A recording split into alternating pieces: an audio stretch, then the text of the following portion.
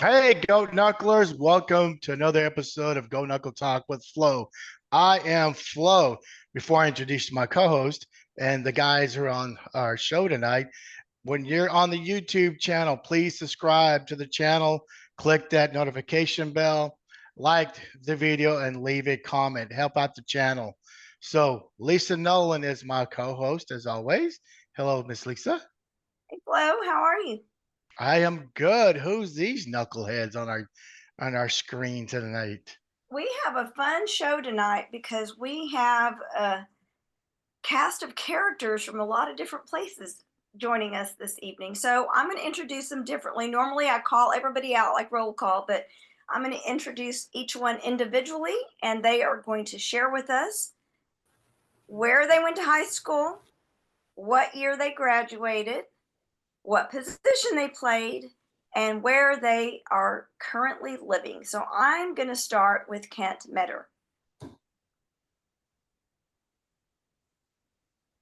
Good. All right. I went to Coronado High School right here in Big Lubbock. Graduated in '83. Um, through my high school, I was an infielder. Played all three spots. But my sophomore year, I played second. I played short my junior year and third my senior year. So I don't guess I won any of those spots. There was nothing left. So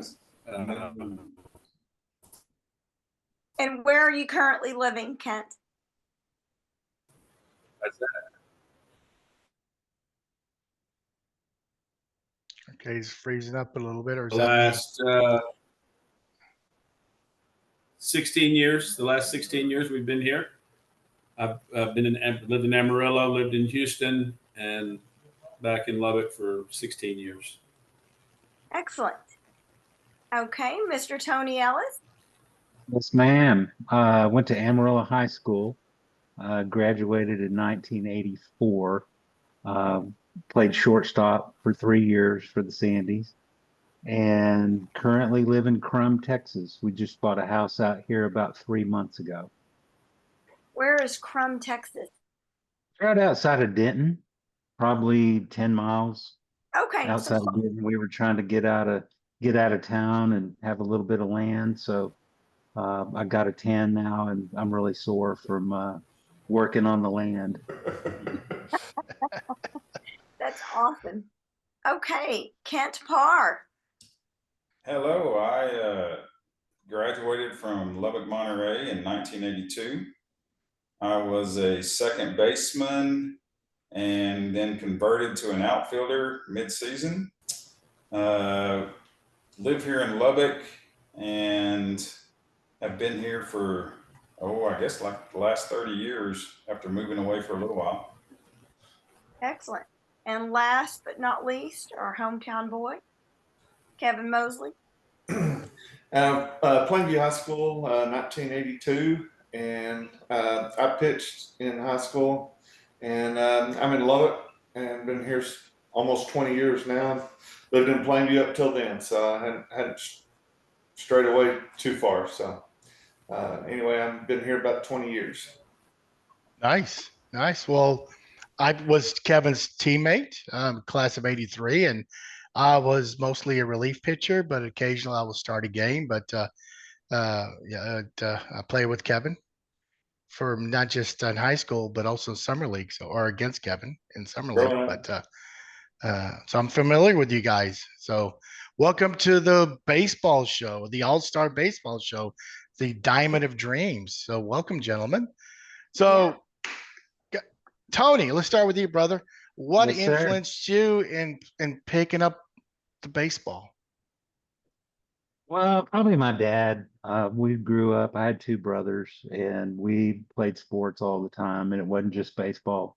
We played all the sports, whatever season it was. But a lot of wiffle ball in the backyard growing up, learning how to play the game. And so, we were playing sports from since we could walk. So, um, I played a lot of football, played a lot of baseball, but I would say my dad was the biggest influence on that for sure. That's cool. Is he big influence on Texas as well? Yeah. Absolutely. Absolutely. I'm sorry, man, but it's okay. It's all right. We got about it. It's okay. We can still be friends. This is a fun show. I did mention that. Mr. Metter, what made you pick up the ball? You know what? I grew up as a country boy. I don't know if y'all know Lubbock, but my dad built out south of Lubbock on Slide Road, 70th Street, which was in the middle of the country at that time. We had an awesome neighborhood, an awesome block. It's just one city block and tons of kids, and that's all we did. So I like what he just said. If it was football season, we were playing football, then basketball, then baseball, and that's all we did. We had big yards, big grass yards, and we had a half-court basketball court between my house and my neighbor, my uncle's house, and so it was full time all the time. We were outside playing, and then just the, I know Amarillo is the same way, Plainview the same way, but we had great little league systems and YFL and mob basketball, and I was in every one of them and loved every minute of it. Really enjoyed summer baseball. We had some good ball clubs and traveled, had some all-star teams that we had some success, and that was a blast, and just bled right into high school naturally, I think. Nice. Okay. Yeah. Mr. Parr? Pretty much the same story. I had an older brother and very close in age, just about a year and a half older than I am. And I wanted to be in the middle of everything he did. And he was always playing something, football, baseball, basketball, with somebody. And I always wanted to get in the middle of it. So I would weasel my way in when I could. And even when he had practices, if they didn't have enough kids doing one thing, my dad was always had me out there, and I just kind of jumped in to whatever drills that they might have been doing. And I grew up playing not only with Metter on a couple of teams in Lubbock and Little League, Pony League, stuff like that. You remember Dan Law, don't you, Mr. Metter? Absolutely. And Dan Law would say, "We as good as any and better than most." Better than most. That's right.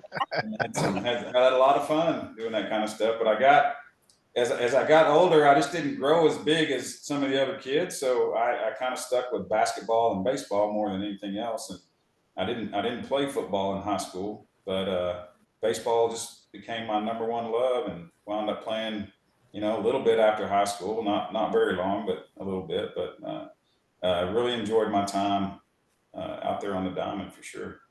Well, cool. Yeah, I was going to ask, before I get to Kevin, ask you guys, like, if y'all played together summer league, and Tony, like with Jerry Branch playing at Camp Rock. I mean, in the summer leagues, did you play with the other Amarillo schools in the summer league, or y'all separated? Yeah, we played a lot of summer ball, usually against those guys. And then after college, we played a lot of softball together. Jerry and a lot of the guys from Amarillo, we played a ton of softball. Too many years, too many injuries. Did you guys have Pony League, Colt League, Little League? I don't remember. Remember ever playing Amarillo people at that time. We played American Legion ball. Okay. For the most part, or wherever we could find a place to play, we'd play. But I know most of you guys, y'all are a year or two older than me, but I remember all y'all playing against y'all. I think the districts merged in '83, which would have been my junior year. So we were actually not in the same district until '83, I believe. I got you. Yep. All right, Kevin. I mean, I guess it's just a sign of the age, but yeah, we were the same way. I mean, you went outside when the sun came up, and you came back in after the sun came down, and the whole time you were out there, you were playing whatever sport it was. You played baseball, basketball, football. It didn't matter, and it just kind of stuck. And I guess I kind of ended up, focusing more on football and baseball. As the years went on, never was you know, can't play basketball if you can't shoot. So, you know, they gave you 5 fouls, and that's all I was good for, was banging around. So, you know, that's kind of a short trip there. But once I got to high school, it was pretty much that, and just always enjoyed it. I mean, you know, Flo. I mean, we had a lot of good times. We played I guess we probably played half of the year, you know, by the time we played high school and then summer ball and, you know, everything else. And that was before there was even fall ball. But, you know, we played a lot. We had a pretty good summer league there in Plainview. A lot of participation, good numbers for a small town. We had a lot of folks always played. So I think was that, again, the same question, was that American Legion ball that you played? We played in Babe Ruth. It was Babe Ruth. It was Babe Ruth for the older ones. We played, you know, played junior Babe Ruth, and they played Little League. I think it was Little League whenever we were going through, right, Flo? Correct. And then then we went to junior Babe Ruth, and then senior Babe Ruth. So it was 13 to 15 with junior, and then 16 to 18. Yeah, 16 to 18 was senior Babe Ruth. So, yeah, it was through the Babe Ruth program, and I think, well, whenever I left Plainview, that they had even changed to, you know, Cal Ripken, which was through that Babe Ruth system as well, in the lower levels. Yeah, because I don't like an all-stars, Kevin. I don't think we played in the Amarillo or Lubbock teams, did we? We traveled to El Paso or the Metroplex is where we would go. Yeah, no, we played. It was mostly. I tell you what, man, such a strong proponent of it, and I don't know that anybody does it anymore. When we were 13 and 14, that was Pony League baseball, and that was on a smaller diamond. It wasn't on the 90-foot bases, and it was like 7. I thought it was awesome. And I know now, you know, you put a 14-year-old on a big diamond, and some crazy things can happen. Yeah. Yeah, we started the 90 feet when we were 13, right, Kevin? 13, yeah. Yeah, we started that. We went from 60 to 90. I mean, just bam. Yeah. They kept the 13s by themselves, and so it was. Yeah, that's tough. That transition period, but that was a pretty big jump. Yeah, Pony League was in between all of that, so we had a couple of years there to adjust. And I think that the Cal Ripken has 2 deals now. I think they go from 60 to. I think it goes 60, 75, and 90. I think they actually split it now. So and anyway, that's what they were doing in Plainview whenever I left, but that's been a long time ago. Yeah, I think that's what it is. Yeah. I think in Plainview, the American Legion League sponsored girls softball. I like it. I think they should have. Yeah, because I played American Legion softball, but I played baseball with all the boys in my neighborhood. Yeah, that's favorite sport. Yeah.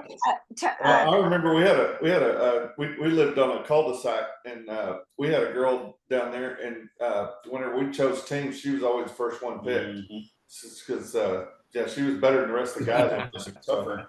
Yeah, we had in my neighborhood. We had a classmate, Jackie Ross. She played through our junior Babe Ruth.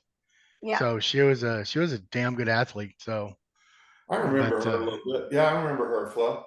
Yeah, Billy's younger sister. Yeah. Yeah. I don't remember any softball in Lubbock when I was that age. Yeah. I mean, I don't either. I didn't have sisters or cousins or anything like that played, so I don't know if there was or not wasn't, but I never saw any of it. Yeah. So Tony mentioned wiffle ball. Didn't yeah. Play do y'all remember? Did you play tape ball? We'd make this wad of. Oh yeah, we did that. Whatever you could make, yeah. Whatever you could make. Stickball, we did that in a locker room. In fact, we have a big 4th of July party at my house every year, and we usually play slip and slide hockey on a tarp. But somebody broke their arm last year, so I built a 1/3 scale Fenway Park wiffle ball field in my backyard on 4th of July, and it was great. Oh, nice. It was just so much fun. So you guys are always invited to my wiffle ball 4th of July party. Just going forward, just to let y'all know. Well, I would need to know what kind of wiffle ball game it is, because I stumbled across I guess it's professional wiffle ball or just a big tournament on ESPN and forget about it. I couldn't hit that. Yeah, those I balls. think It's that buddy of filthy. mine, we're Oh my talking God. about maybe starting a league here because we had about 90 people show up, and so everybody's like real excited about it. So we're kicking around the idea of maybe starting a league up around here. So we'll see. A beer league, huh? A beer wiffle ball. Oh yeah, absolutely. An old man beer league Yes. is what There we you need. go. Have some age So Tony, do you tape the end of the bats? I don't. I know some people do. Um, well, and we had, the old skinny yellow wiffle ball bat. Y'all are familiar with that one, right? It's really hard to hit I with like that bat. I like the Fat Albert. The Fat Albert. Yeah, yeah. We had the Jumbo bat. blue blitz ball bat, and we had a rule that you could use it like once a game, like at a designated Yeah. spot. You can pull out the blue bat, and if you do whatever you want, but if you make it out, it ends the inning. So it was pretty fun. Now, as You know Kent what? mentioned, Here's what- well, I was gonna say, as Kent mentioned, those I've seen those on ESPN.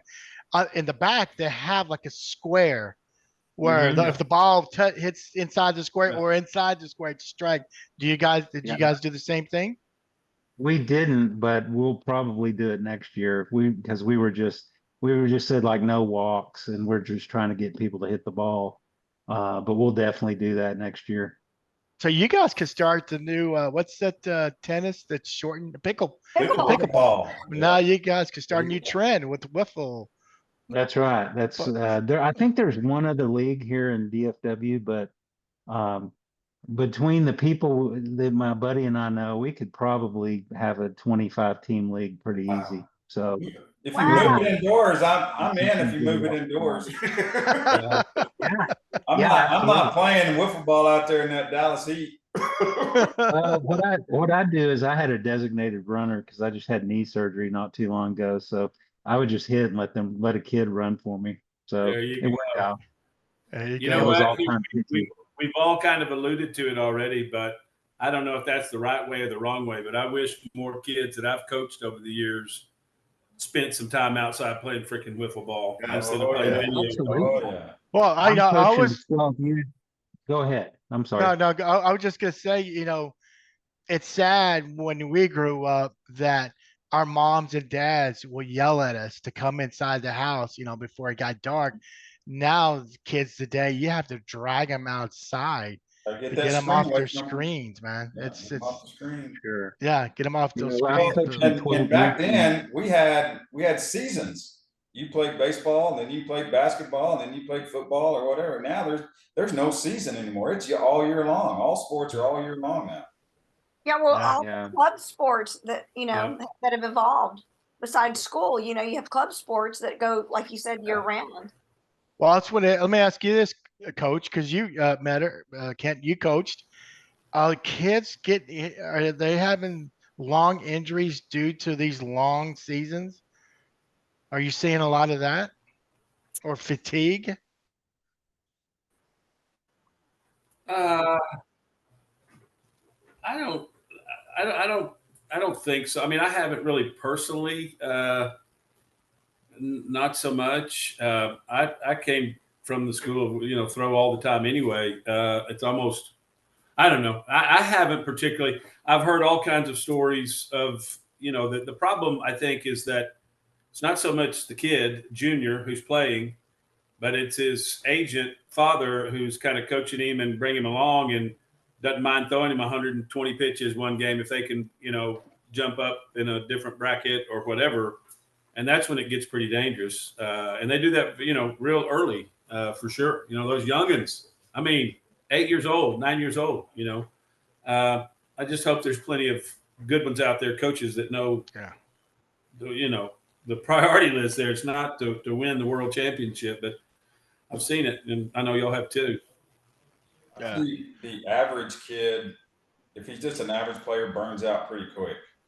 The ones that are really good and excel kind of stick with it, and they can grind through that kind of stuff. But I just think the average kid is, and it's in a lot of things nowadays. They just don't stick with it very long, and they burn out pretty quick. Well, I think I had at our age, we're witnessing a lack of resilience in young people. It's a different generation. Young people today don't have the resilience that we did. I think that's my observation anyway. Or they don't have the father saying, "Get your ass out there and do better." Right, right. You I'll, don't get a I'll, sandwich tonight if you don't get out there. You know and what? do The general rule of thumb that I've learned that has not missed very many times over my years is that old story of the apple and the falling from the tree. You find a knucklehead kid that's going to usually go back to the mom or dad that don't have him.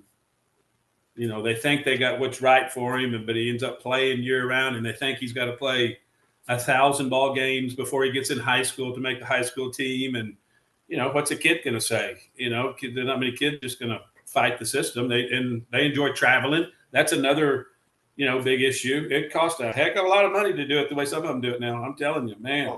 Going every weekend here, there, and beyond, and the hotels and food and whatnot. But Omaha. Mosley, you're and then by probably the time they get to high school, they're like, Kent, I think your connection's kind of sketchy. He's always been that way. Hello, Kent. yeah, something's wrong with my connection. I know that. There we go. Hear you? Yeah. Yeah, Maybe I know that we had one person that the Uh-oh. closest she got to the screen in the mic, the better I'm it here. was. So yeah, get a little closer to your mic and see if that helps correct the audio a little bit. Hello? there you are. We We can hear hear you. you. You're just frozen. Scott, come here, please. Get my technician in here.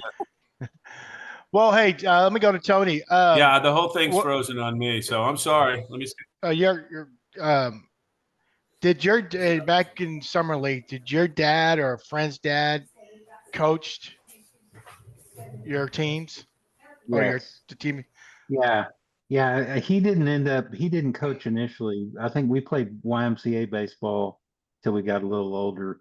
And then when I was a little bit older, he started coaching. And he was hard as hell on me. And this is your dad. Yeah. That's cool. Oh yeah. So Tony, Oh yeah. when you say hard as hell, what does that actually mean? Like, translate for us. What did that look like? You accentuate the negative and never on the positive kind of thing. And so I was going to prove my dad wrong that I was going to be a perfect ball player, which that doesn't exist. But typical example: you go out, have a good game, go 3 for 4, knock in a couple runs, but I made an error Thank you. in the third inning, and we're going to hear all about the error. Oh, Looking back on that now, do you feel like that approach made you a better player?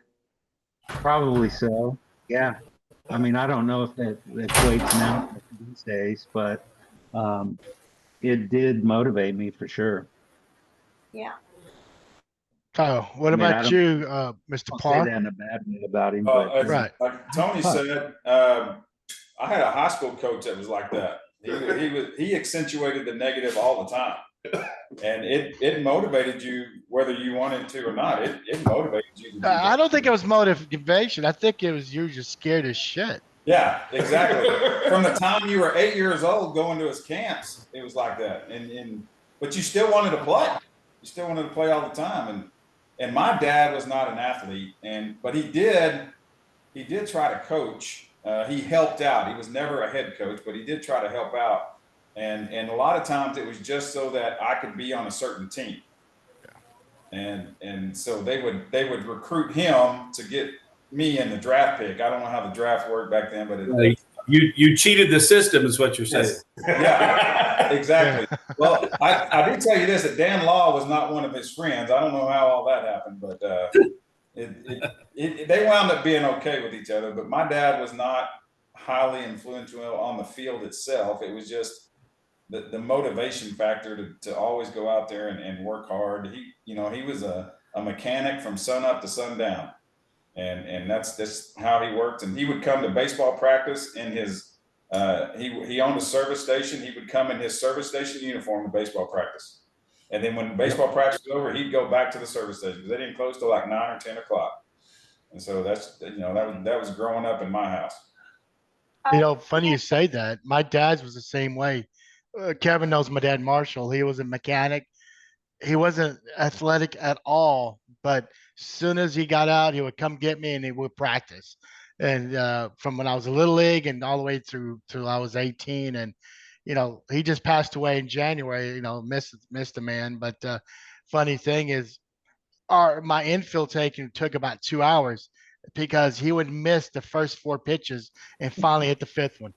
Miss, and finally hit one. So, but you know what? I didn't care. He was out there with me. Yeah. That's all I cared about. So he was the original Mr. Miyagi.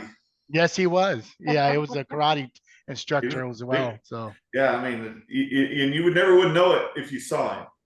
Mm-hmm. I mean, if you saw him, you'd never know it. But I mean, he was Mr. Miyagi. Well, I tell you what, you didn't do it. You didn't mess with him. He's a good dude, really good dude. I'm going to share another Little League story. I played for the Pirates, and from my 11 and 12, we won the city championship back to back, and then that team won another 2 in a row, so 4 in a row. Well, Coach Jackson, may he rest in peace, he would, we had a tryout system, and he would tell the kids he wanted to recruit and say, mess up, miss the ball, don't throw it well. So yes, he cheated the system. Whoever said that a while ago, he cheated the system. But so we were always stag team. He always did that in football too. So that was just Alton. He was a good guy. He was a good guy. He was. He was. You mentioned your dad being owning a service station. My dad was not athletic, and I was very athletic, and I wanted to play baseball, and they wouldn't let me. My brother played baseball, and he was not good.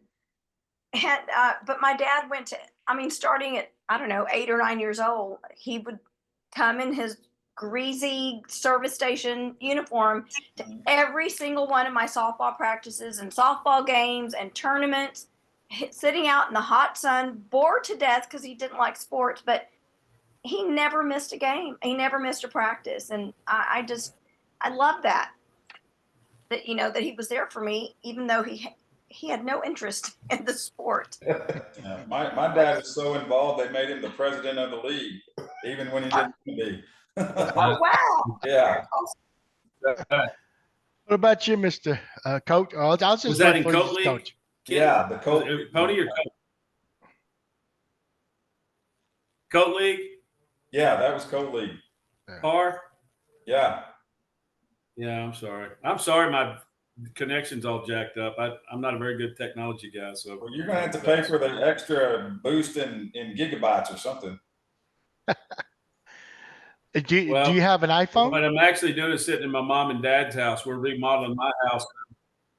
I do. Okay. You might try that if you have. That'd be better on there.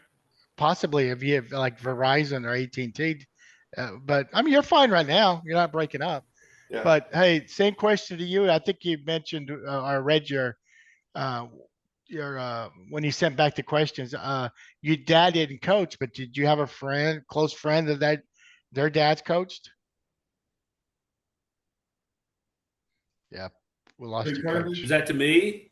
Yes, Coach. Yes, Coach. No, my dad never coached. He was a sponsor always. Knox Gailey and Metter General Contractors. Pretty much every team I ever played on, that was what was on my back, Knox Gailey and Metter. That's my granddad and uncle and my dad. They just closed the business after 68 years, I believe, in business. Wow. So I guess you pitched and batted fourth all the time. No, I did not. I didn't pitch a whole lot, and I dang sure didn't hit a whole lot. So I don't remember where I hit. Well, you know what? Kent Parr mentioned a certain coach. Let's talk about Coach Magel as he's getting his drink refreshed. I talked to Kent on the phone a while back, and I first thing I asked him the haircuts, and of course Coach Dudley played under Coach Magel, and you guys had the same haircuts. Yes, So we did. Kent, can you tell us why and let it and tell everyone if you didn't have your haircut, what would happen or You talking wouldn't to happen? me or Metter? Yeah, Kent. I'll refer Kent as Coach Kent Metter. Okay. Okay. Well, hey, Coach Dudley would use the 2-finger rule. So he would come up and he would put his fingers on your ear, and your hair was supposed to be above that second finger. And I don't know. We all did it.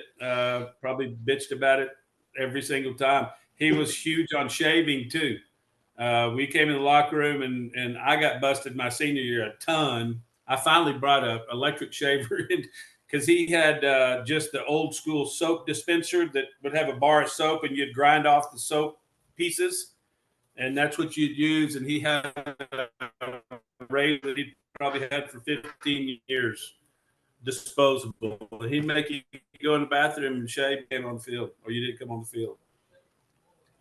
Yep. So Grant Parr, you want to tell me?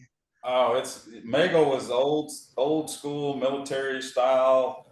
You do it his way, one way. The same thing with the 2 fingers. No hair could touch the collar. It had to be, off your eyebrows in the front. All that kind of stuff. Tell you about you ever go get a haircut. Oh yeah, and in my senior year, I didn't even remember who we were playing. He sees me in the morning, and I had a little bit of hair that didn't meet qualifications, and he said, if you don't get that cut today, you're not playing. And so I skipped class. me and another guy skipped class, and we got our haircuts and came back. And we didn't even get in trouble, but we got to play. Right, and you mentioned those so that your shoes had to be polished. Especially if you're a pitcher, couldn't have dirt on them. You had to have them polished every time. No, we finally had some shoes that had some color to them because they had a little bit of white in them, and that was the only other color we could have. Some black with some white spots on them or white stripes or something on them. Yeah, I mean you guys. Tony, do you remember? Of course, you remember playing against Coronado and Monterey. They had the cleanest cuts. Plainview, and I get all the Emerald schools, maybe including Amarillo High, long hair, or it didn't matter. Am I Yeah, it correct? didn't matter. Yeah, didn't matter. I know talking about Coach Magel, my dad played at Paladura and played when Bobby Magel was the coach. My high school baseball coach played for him. And my senior year, we went up to Monterey and got beat 23-3 for his 800th win. So that I was was at that that was game. great. They I was there. put the banner up, and we walk off with our tail between our legs, 23-3. So I'll never forget that. Not a game you forget for sure. Nope. We had to Nope. wear our pants a certain way too. We couldn't just pull them down. They had to be tucked up under our socks. I mean, everything was just bang, bang, bang. Had to be a certain way. Dang. We had no rules, did we, Flo? Hell no. No. We couldn't drink like, you guys are doing right now. No, we couldn't drink when he knew it. Yes, that's true. Yeah. Okay. But that was Coach Sherwood's rule. Oh, So- well, no, Coach Sherwood was different, but Yeah. baseball, we pushed the envelope a little bit there. So. Yeah. Hey, Coach. okay, I think I'm in. I'm sorry. There you go. Hey. There you go. Hey, that's Hey! You're all Hey. tucked up. That was Coach Dick Jones at Amarillo High, was it not? Yes, sir. Yep. That's right. Good dude. Really good dude. Really Damn, when did Coach Magel start coaching? 20s? 50s. He was the first coach Monterey ever had, and it opened in what, 1960? No, that's incorrect. He was the second. There was a dude there. I think they opened in 55, and there was a coach there in 55, and then I think Magel came in 56, I think. Okay. So I knew I thought he was the only one, but he was there for, I don't know, 50 years. If you wanted to know anything about Coach Magel, pick up the book by Mike Gustafson that played for him. Gus, yeah. It's called To the Road and Back, I believe, and Yeah. it's just a bunch of stories of guys talking. Every time you made 3 errors in a row during infield, hey, drop your glove. Yep. He worked out on Sundays. They would come. I mean, if he didn't like what was going on, you didn't even have to be making errors. If he didn't like your whole step, your attitude, everything, drop him. Let's go to the road and back. And don't even get me started after we got swept by Plainview. I was gonna say, let me mention that. My junior year, Kevin's senior year, Monterey came to play us. And remember those double headers we used to play back then? We swept them for the first time ever in our school history. The first game, I think Pena hit a right field homer, a walk-off to win it. To win it. Yeah. And then the second game, we run-rolled them. And we beat Rick Dillman. I mean, that son bitch threw in the low 90s. Yeah. And I met up with Dillman and Doug Catch, at Howard. Their sophomore in my freshman year, and they told me that when they got back to Lubbock, Magel practiced them or ran you guys to death. So I'll let you. I don't remember that, but I do remember him when we got off the bus. He said, "Oh, we're working out tomorrow. Don't even bring a glove." Well, I need to. That was in '82, was it not? It was. Yes. So thank you, Plainview boys, because of that sweep. That tied Monterey and Coronado. I think I remember that we played in halves.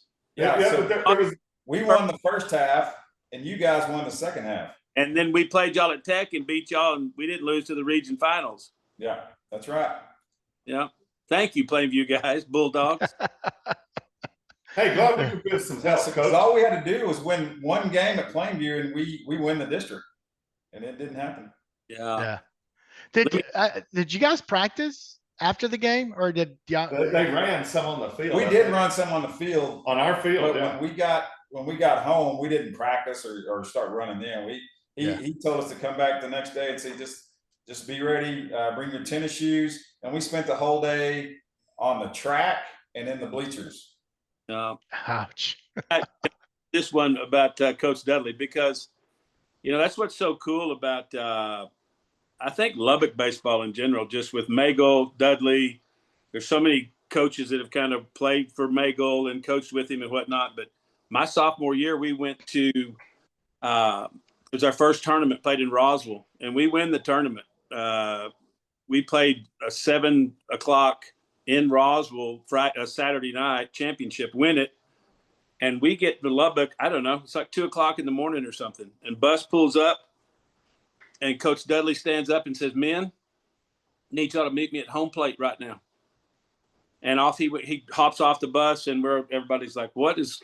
So we all run to home plate. And he said, "I'm going to ask one time who drank beer in their room this weekend." Of course, nobody's saying.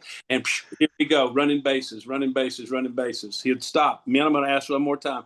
We did it for about 15, 20 minutes. And finally, we had a senior that says, "Coach," he said, "do you have that beer bottle?" He said, "I sure do." He pulls out of his pocket. He had a beer bottle. And he said, "Wait a minute, Coach, let me see that." And it was sarsaparilla. You remember the old sarsaparilla root beer bottle? Oh, sorry, guys. Good tournament. We'll see you Monday. Oh, hell. Hey, Tony, I was talking to Jerry earlier. The one thing I remember about Amarillo, y'all's baseball fields were like made up. And you guys had the deepest centers. 504. It's like 500. Like 600 foot to center field. Yeah. And it was square. It was like a point out It was, unless you were left-handed, it was short if you were left-handed. But yeah, it was like 6. They remeasured it. I think it was 626 to center. Wow. And as I did see Willie Ansley hit a ball out of there. Yeah. I was there that day. He was playing against my little brother, and that was quite a feat. But the fields were so bad because they practiced football on those fields. So I mean, I had stitches in my ears and forehead from the bad hops. I mean, it was atrocious. Did they Just use the absolutely the worst field you could ever imagine Did playing they on. use the field as a parking lot for football games? I don't think Oh, because so. we played in Dick Um, Bivens. We played in Dick Bivens. Okay. All the schools Yeah. played in Dick Bivens, Maybe for a right? sub varsity But game. I but swear I was out there one time and they had for a sub varsity game or something. And because in the football stadium, the old one, like right next to the baseball field. yeah, it's on the other side. There's a field, there's a track, and then the baseball field was just to the south of Yeah, I that. think But the sub they, varsity, every kind of practice in the world was held, in the middle of the baseball field. So you can just imagine how terrible the field would get torn up, and nobody really cared. I mean, what they play on today, it's like unbelievable. Oh yeah. Stadiums and the fields, they're immaculate, and we just played on dog crap pretty Yeah. much. Hey, I don't know if you ever saw Monterey's practice field. It's set up in the middle of at Monterey High School, facing the school, and there's no fence, and the band would practice down left field line, and tennis courts were down the right field line, and so we would hit balls during practice over into the band, and I don't know, they didn't really mind it, but they would stand out there and try to hit it with their drum as the fly ball was coming down. But one day we did hit some kid in the head, and it was just another one of those deals where he would come out and okay, you guys take off. But he was a football coach. Mabel was a football coach. We never saw him in the fall, and so we were kind of policing ourselves out there. And he just told us you can't do that. You got to quit hitting balls over there while they're out there. So we had to do something else, stay in a tunnel, whatever. Art, did y'all have y'all had a baseball period though, right? The last period of the Yeah, day. last period of the day was our baseball period. And so he would go to football and you guys would just go work out? The seniors would be the leaders out there, and Well, that's gotta be scary. yeah, and tell everybody else what to do, and we would hit our own in and out. We would hit, take pitches, but we never wanted to hit in the cage. We always wanted to hit on the field, and so we put the machine on the field and just rattle off balls over into the band, and everybody knew Cat had his eyes over there on the baseball. Yeah, Cat had his eyes over there. He always knew what was going on, and you got to know why they called him the Cat, because you're out there screwing around, not doing what you're supposed to do, and he's standing right behind you, and you never know where he is. You just never knew he was going to be there, and he always had an eye, and he always knew what you were doing, no matter what it was.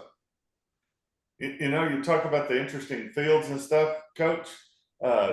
Coronado's field was with the way track, interesting with the track coming in there, because it had inverted right field, and then left field was like a picket fence or something, wasn't it? Yeah. We loved it because if we played a Tuesday ball game, of course I guess we started those things at before daylight savings. What, at 4 o'clock? Yeah, probably. Yeah. We would get out of class every day about 9 o'clock. That we had to get home game, and we would go out and roll that. It was just rolled up picket fence, and we would in there, and it'd take us 2 or 3 hours to take it up and put it down. But we couldn't leave it up because football worked out there. We'd have to put it up and take it down. I played there my sophomore year and my junior year. And then in '83, we didn't have a home field. We didn't play there anymore, and we played at Lowry Field. Oh, y'all played? Okay, yeah. We played some at Connie Mack. We played some at Tech. We didn't mind playing at Tech. That's the only one we liked playing at. Yeah. I remember. When did they build O'Banion? I think probably about 87, maybe 87. Oh, I played an alumni game there. One of the first years it was open when I was back at Tech. And so yeah, it's probably 87, 88. So Kevin, it was your senior year. There was a couple of games in Amarillo. It was a dust storm. I mean, it was so bad that we couldn't see our outfielders.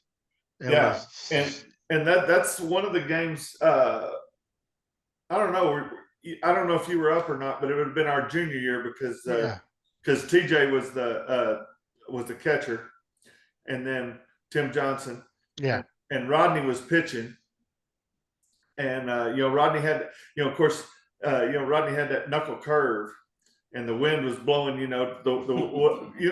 the way y'all's field was, with that south wind coming in, the pitcher was throwing right into the wind, and boy, he had that curve going, and I think he struck out 5 guys in 1 inning and never got an out because that curve was dropping off, and of course he hit the dirt, and so everybody take off running, and Tim would throw it down right field line, and before you know it, he's on third base, and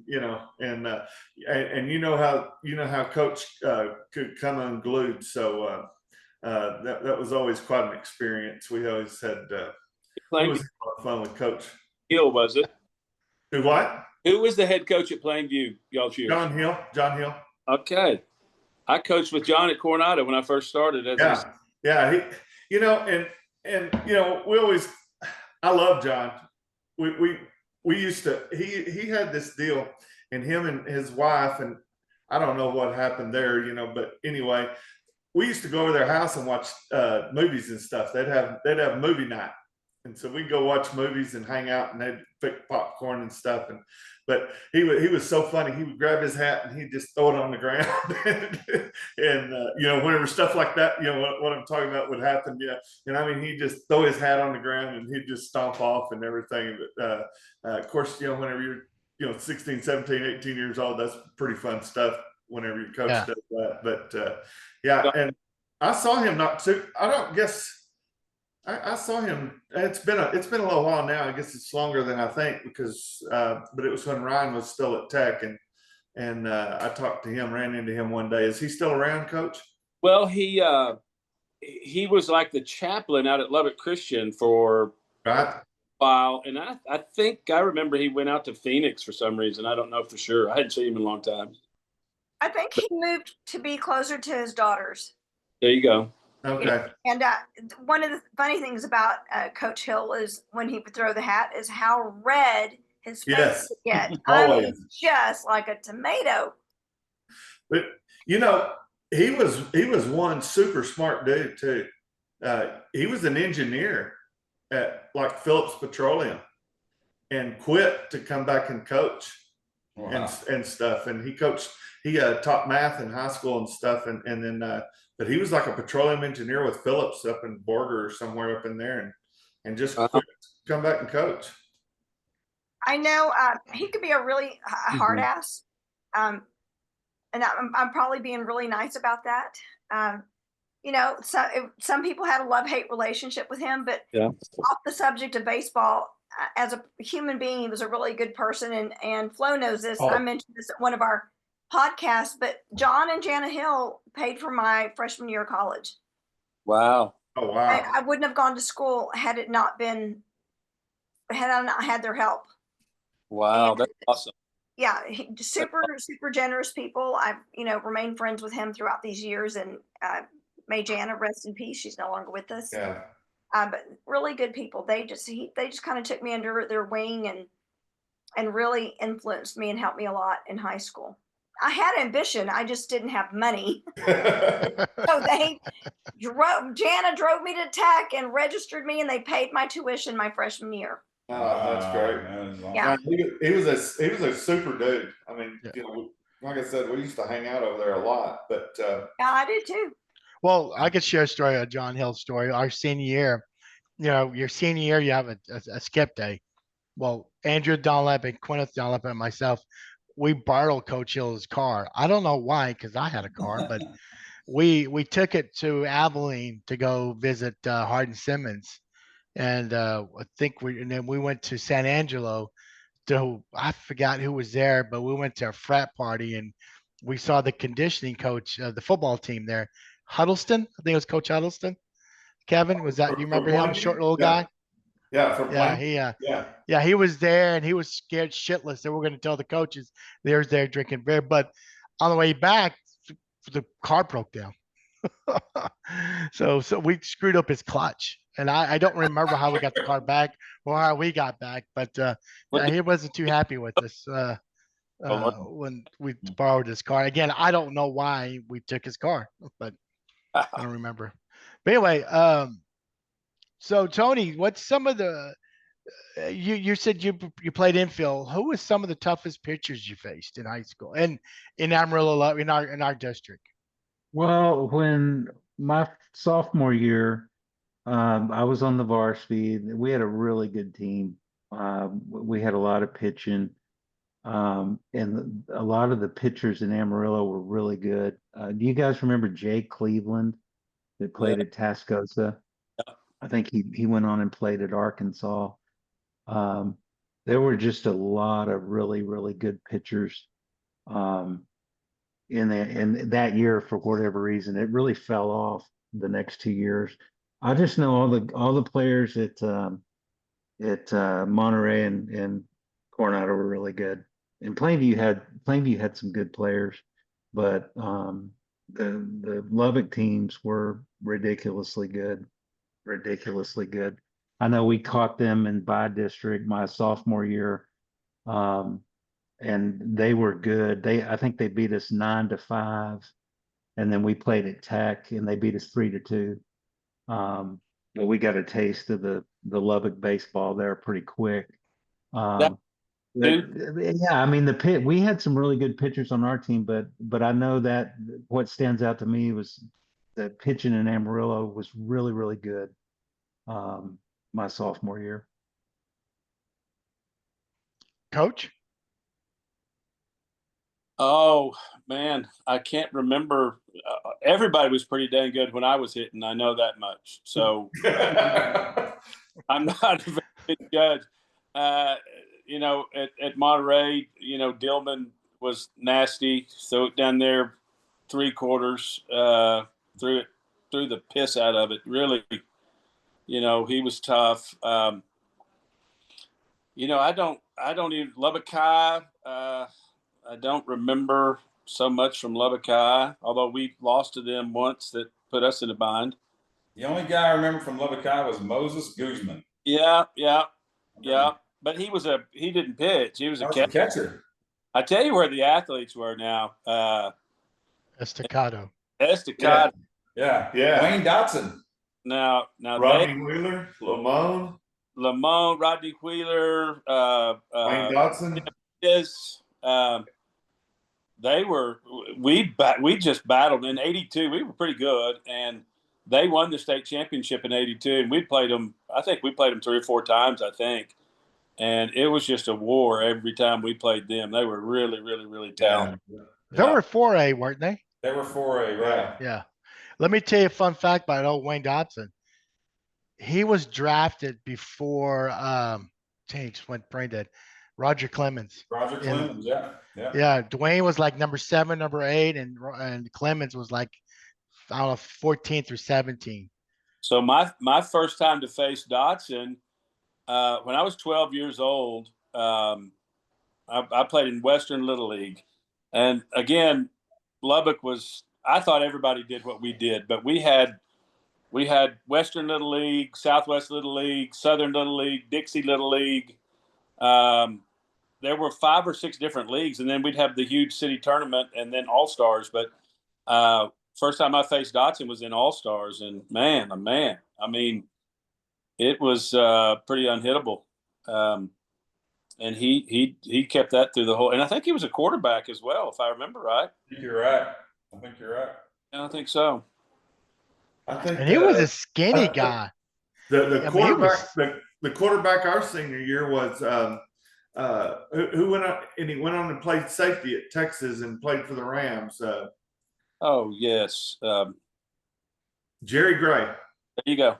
Yep, Jerry Gray. Yeah, he was the quarterback our senior year, and I just always remember whenever he got behind the center, he would squat down looked like a catcher, and his face mask was right on the catcher's butt. I mean, on the center's butt. And man, I mean, they could run that option out of that thing, boy. Yeah, you kind of had, and this is a typical coach talking, I suppose. but their head coach was a guy named Hody Garcia. Right. Hody Garcia came in. He wasn't in Lubbock very long, but he was a legendary, Megalish legendary figure. He went on to South Texas and, all kinds of wins and whatnot. But that's a lot, I guess, probably where that came from. Lamont's as good a player. Hector Lamont's as good a player as I ever played against. Just absolutely, yeah. Smooth. Everything. And I mean, he was, I guess he was like the first time I ever saw a really big shortstop. Yeah. But he could, everything was smooth, and, there was no fighting anything there with him. I mean, he was so good. Matter, do you remember him in Colt League when the Cincinnati Reds would come and scout him? I do. Going, what? He's like 14, 15 years old. I heard that rumor. Yeah, that he was 14 years old. Yeah. But I think he's also 14 years old, and he went deep center. Oh yeah. At our ballpark, JC. He was also huge. A damn mustache too. So yeah. Gee, he looked like a They all man. questioned the age when they had the mustache. Hector, I talked to him just the other day. He just took the head baseball job at Odessa High School. Really? Wow.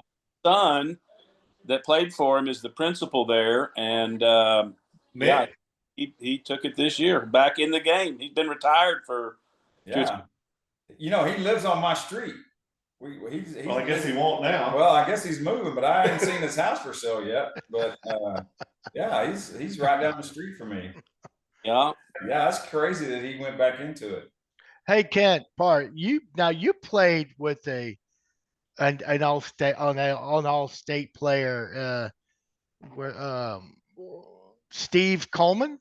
Oh yeah, Coleman and Swindle and Walden and all those guys from that 81 team were just, I mean, unbelievable. All of them went to college and played, and they all were very successful in college. And Coleman was an unbelievable hitter. He didn't strike out until like the last month of the season, and it was a very questionable call from an umpire. But we were all, he hit over 500 for that senior year, and it was just amazing to watch. No, Tony, did you guys play against like Estacado or those guys? I guess not. No, we were in the same district. My sophomore year is like Pampa and Borger, all the Amarillo Dumas. schools. Yeah, Dumas. and then Dumas was 4A, I think, at the time. But then they reclassified, and that's when we went into the districts with Plainview, Hereford, the Lubbock schools. So let me ask you this. I know the rivalry between, in Lubbock was Coronado and Monterey. I'm assuming that is. Who was y'all's biggest rival in high school? Tascosa. Tascosa. Well, why is that? It's every time we played, it was Hell Week. It was kind of like Texas OU kind of deal. But yeah, there was no love between our schools at all. Now I lived that life too for 6 years, right? That was my first head job at Tascosa. I was there for 6 years, yeah. Right at the end of Dick Jones, and then who else? Mike Eccles was there for a year or two. John Bimberly. We had some wars for sure. Yeah, you were at Tascosa? Yes. Yeah, we were. I can't remember the year now. But when I got there, we still had the big 500 dead center square, right? And I had really, really great group of parents, and we built the permanent wall so they couldn't take it down. And it kind of took a life of its own. It really was sharp. What'd you build the wall out of?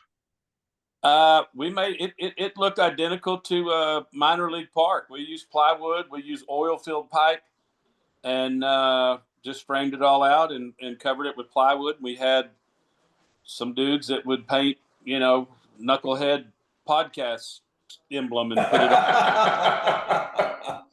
put it on the wall. It was unbelievable. It really, really was sharp. It was good. Yeah. So go back to Tony. Was there like any fights or like a lot of batters getting hit? I mean, No, how bad was I it? mean, I knew a lot of the players from summer ball and stuff. So there was mutual respect. It was worse in football, lots worse in football. So we had, I think one of their during a football game, a guy jumped up on the concession stand and was waving the rebel flag. Oh, we were the visitors that year, and one of our wrestlers went up there and knocked him out and knocked him off the concession stand. Shit. Yeah, it was really ugly. I think somebody put a bomb in our dumpster one year, blew it up. Yeah, it was pretty intense. What did you play in football? What was that again? What did you play in football? I was a corner. I got to play against Robert Braddock, who was on the show. I got to see him, so that brought back some good memories. Because most of the football guys, there's a lot of stories and stuff with Plainview and Hereford.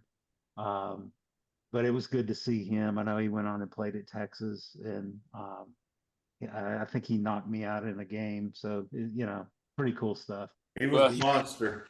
He must have been pulling to get outside and. Oh, he was a monster, boy. I mean, he hit anything it moved. I promise you. Wow. It was my junior year. I was actually running a crackback block on him, which I don't think he can do these days. And I caught his thigh on my head, and I was out, just completely out. So. He probably didn't even move. Yeah. You used to could wear those. They look like boxing gloves, with their fingers cut out. And boy, he wore those things, and I mean, he would just tear people up. Dude, man. Great player, for Yeah. sure. Yep. Yeah, and to hear him talk now, he seems so mild mannered, but I think there's some rage boiling in him during high school, and he took it out on the field. Oh, he was. I have a question. For you. I want to go back to high school baseball, and it's not really a baseball question. It's a superstition question. I know a lot of players have rituals about getting ready, like putting on the left sock first, or the left shoe first, or wearing stinky socks, or wearing the same stinking jock. Yeah. Yes. Thank you for saying that. I wasn't going to say it. Okay. So I want to know if y'all had like a superstitious ritual before each game, and I will start with Cat Bar. Yeah, it's all of those things that you just mentioned. We did all the uniform stuff, and if we won, we didn't wash until we lost again. And times there was a long time in between there, and I didn't really have one for each game. We just kind of stuck with our uniform thing, and if it worked, we kept doing it. Oh my gosh. Kevin? Yeah, I would say kind of the same thing. I mean, you just I know I always used to wear the same undershirt, and and that type of deal, and if you threw well, it's like don't wash it, and like I remember one time my mom washed it, and it's like, what did you do? Yeah, it's like what same thing. Yeah, how am I supposed to go back and throw again? But I just remember really just the undershirt is really all I remember, having the same undershirt all the time. I do remember that we would like, if we won a game, and we'd always go eat before. We'd get out at like 1 o'clock to go to a game, so we'd go eat lunch or before the games. And if we won, if we did well, then we would go back to that same place and eat the same exact food. And you had to order. Whoever ordered first had to order first again, and everything, all the stuff had to go in the same order that you did if everything went well. We were very superstitious about certain things. I think baseball is more notorious for that than any other sport. Absolutely. What about you? Could you ask Coach? Coach, you know what? I don't remember. First of all, with the dirty uniform and all that, I wasn't allowed. My mama, I came through the door. She wanted my gear, and she was washing it, and I was sparkling clean the day I went to the ballpark. So I never got to participate, and I'm glad I didn't do it that way. We would like me and my buddies would always eat on game day at somebody's house for lunch, and the mom would make a big lunch, and we'd show up there and usually be late coming back to class. And but we did that every game day. We would go eat at somebody's house, different every time. So and just hang out. That was cool, man. That was but not all of my teams that I've coached have been that way where they hang out. They're okay on the field with each other, but as far as hanging out, off the field, not all of my teams have done that over the years, but we did. We sure did. I know that the two teams we took to state at Cooper were that way. They hung out together. Yeah. And the rest of them, well, I mean, we were successful in the playoffs and things, but the ones that went all the way were the ones that hung out together all the time. They had that camaraderie about it. And if you saw that they were not meshing, it just didn't happen on the field either. Coaches today call that, it's the big word, culture. Yeah. The culture. And we had it as a player that I can tell, as a high school player, but we didn't know that's what it was. We just liked hanging out with each other. That's all. Yeah, exactly. Our kids definitely had it, which is how we ended up meeting, was with our kids, whenever we moved up here, well, they got to be friends. And then we find out we're only like 3 weeks apart and 2 weeks apart in birthdays and played against each other in high school and all that stuff. So kind of comes full circle, Yeah. Before I get to for Tony answer, it's funny, now you mentioned Cooper, Coleman coached to Friendswood, or is it not Friendswood? Friendship. So you have all these smaller towns now. They're 5A and Canyon and Randall, I think, or is that the same school? No, there's two. There's actually 3 in Canyon now. Yeah. Oh yeah, you got these smaller schools. We're small now. They're 5A, so it's Well, I guess Cooper's probably the second biggest school. Yeah. Probably the second. So they've split into 2 Oh, now right. with Cooper and Liberty. So they're both going to be probably 4A before too long. Yeah. Largest here in this area, enrollment wise. Who is? Monterey. Oh yeah. After we split. And Friendship, opens a new school this coming school year. And I'm positive their plan would be to, in the next realignment, end up in 5A, or at least the original Friendship. And then the new one is we'll do like the Cooper Liberty. They started 3A, 4A. They'll move up as their. I think both Cooper schools will end up in 4A in the next realignment. I know what both of them are going to do. Both of them are going to be really good. Really. Yeah. So, Tony, like I mentioned, was there any other small schools now are up like Canyon and Randall and? Well, there's like West Plains that's out there too. That's become really, really, really. Yeah, they're good. Bushland, yeah. Bushland is good. Bushland's good. Yeah. Damn. I never heard of those schools. So what was your ritual, Tony? Oh gosh. It's always the little things in baseball, right, that make the biggest difference. You're talking about culture, superstition, all kinds of things, individual stuff like the way I rolled my socks when I put on my pants. I putting dirt in the right pocket or the left pocket. Do I wear eye black? Do I not? Did I wear it last time I played here? Are we on a win streak? We used to have a ritual called the win streak. I can't tell you what it was because it's probably not appropriate. Maybe we're adults here. Well, maybe some people watching here would maybe take offense to it, but yeah, I mean, superstition in baseball is a huge thing.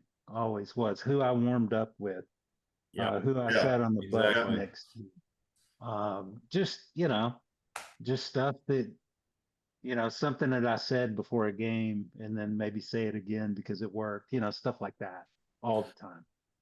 Yeah, you talk about the streak. That sounds a little Bull Durhamish there, the way you kind of got away from it, Yeah, kind of. So did you wear what did Meat wear, Lelouch, those women's garter? And you guys wear garter? No? No garter. No. Well, it was a let's Bring little- down hear. your eyelids or something like that. Yeah. Did any Let- of you guys have batting gloves? Did anybody wear batting gloves back in? I did in my left hand. So we were not allowed to wear batting gloves. We couldn't wear them in the glove. We couldn't wear them at the plate. No sweatbands, no batting gloves, and no jewelry, no necklaces, anything like that. None of that kind of stuff we could do. So no tattoos, I guess. Well, they couldn't be showing. Now you might have one, but it could be hidden. And then I do remember one time a guy, one of our starting left fielder, had a dip in during the game, and I think we won the game. We run ruled somebody, and he had a dip in. He came to the field or came out at the end of the game and still had that dip in, and Magel chewed him up one side down the other. And then the next day at practice, he ran for 3 hours straight while we practiced. Wow. And he said, "You are going to do that stuff." What about you, Coach? Did Dudley do the same thing with you guys? You know what? My sophomore year, well, my freshman year was the first time Coronado won. They went to the region finals with all juniors: Alan Hart, Brian Brock, Donald Ewing, Dean Jackson, and all of those guys were back my sophomore year. And I played basketball my sophomore year, so I came out late, but they didn't have a whole lot of success. And me and another sophomore, Richard Smith, God rest his soul, we ended up starting in the middle as sophomores. And I think Dudley kind of changed a little bit. My junior year, he was a little more laid back, and we not that we let our hairs grow out and wore sweatbands and all that, but he backed off of us a little bit and let us play. I really believe that, You know, when Magel became laid back was when his daughter got to high school.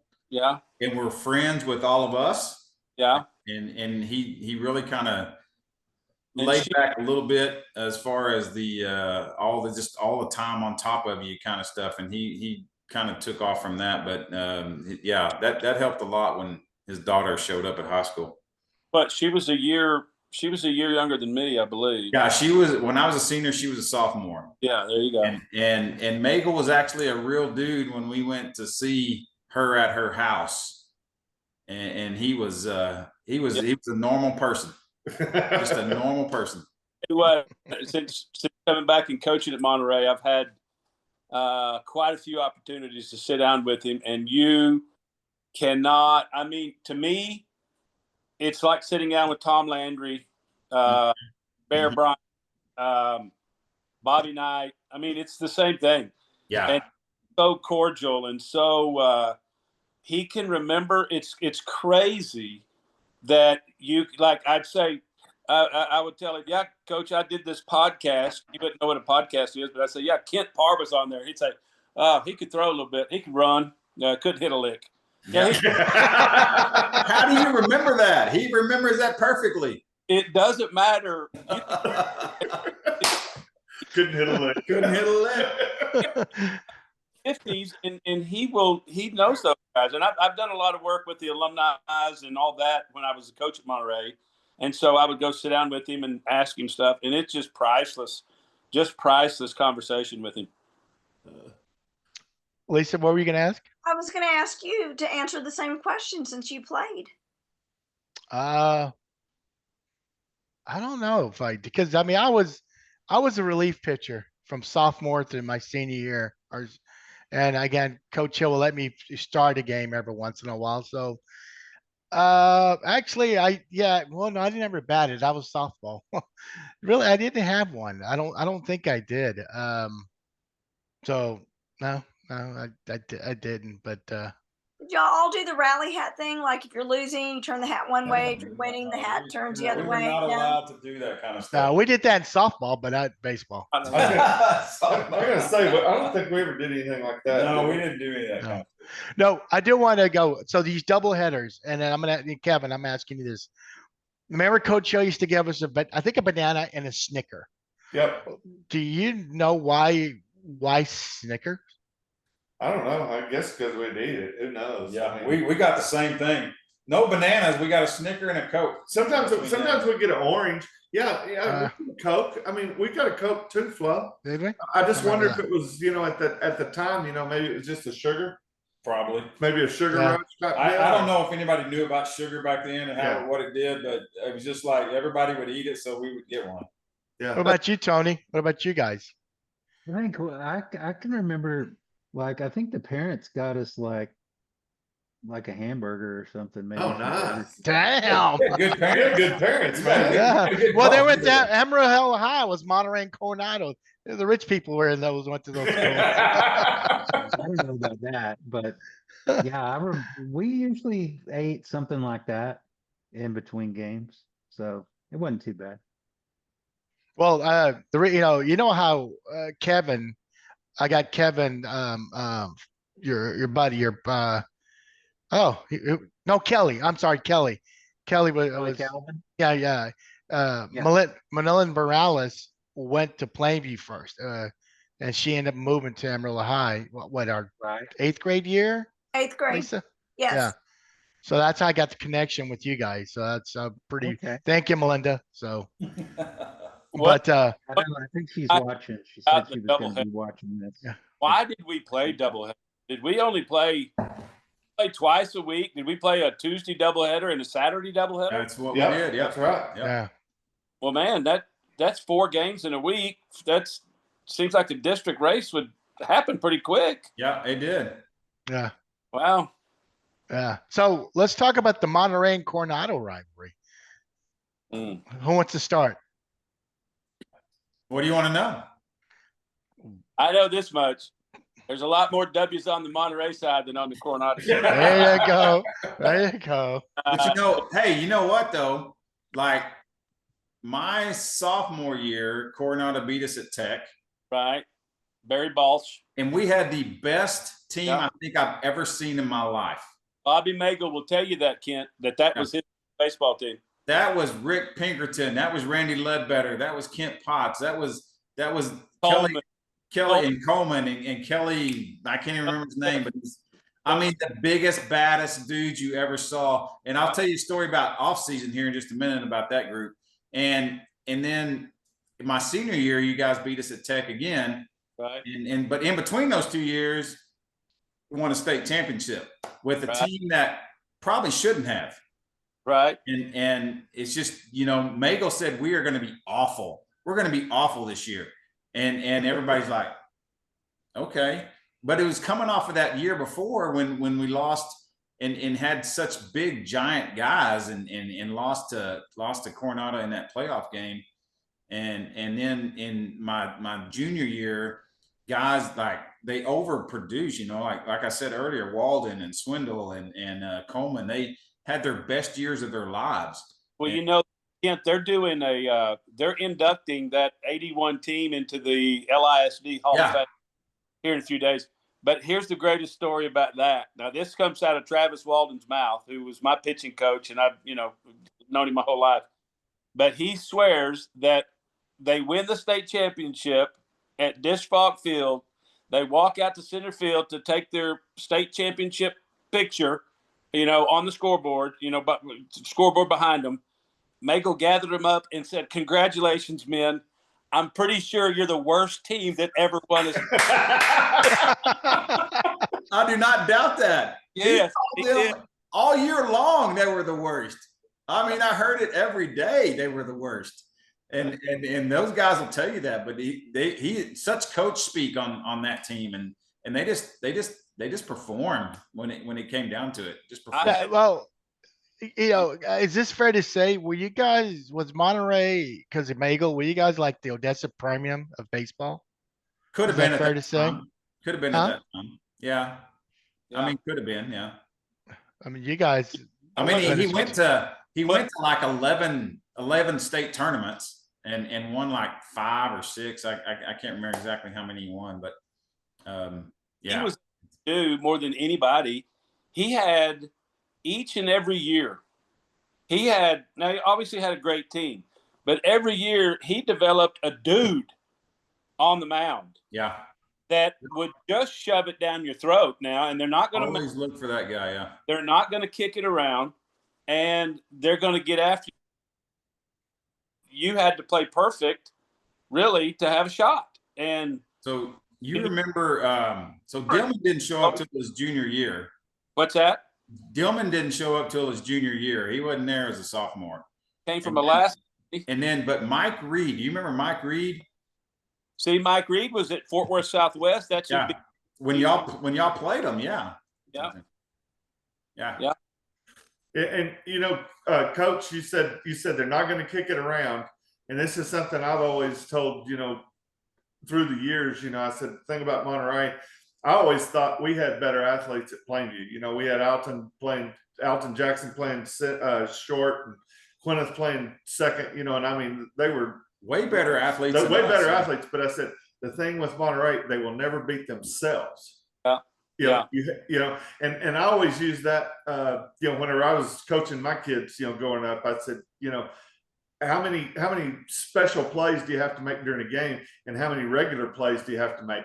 Make all the regular plays, and you're going to come out, way better. And that's what always stood out to me when we played them is they just made every regular play.